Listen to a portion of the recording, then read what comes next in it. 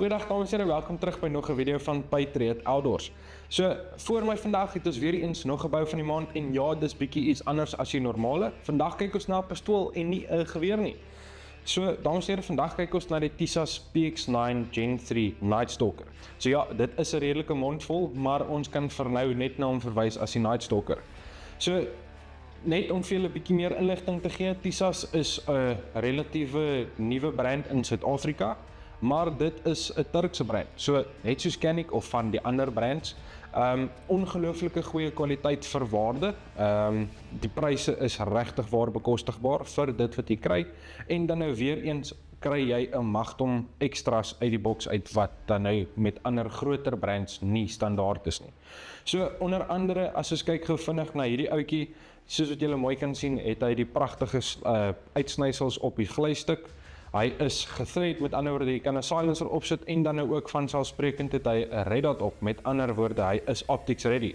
So die Tisas pistole gebruik die RMR footprint, so relatiewe, hoe kan ek nou sê, populêre footprint, so jy gaan glad nie sukkel om 'n red dot van hom te kry nie.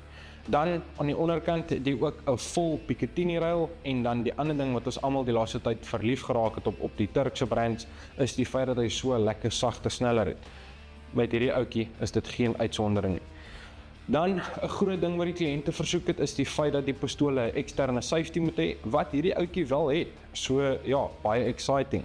Dan die laaste dingetjie, of actually nie die laaste ding nie, ekskuus tog, is die feit dat jy jou palm swals ook kan verander. So met ander woorde, jy hoef nie net, of jy kan nie net die backstraps verander nie, maar ook die palm swals. Met ander woorde, die fisiese breedte van jou grip en nie net die lengte nie.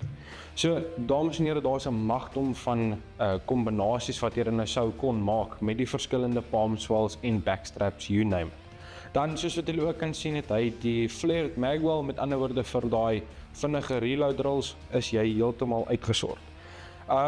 Dames en here, die Night Stalker is meer gefokus vir kompetisies, maar moet my nie verkeerd verstaan nie, hy kan definitief gedra word ook.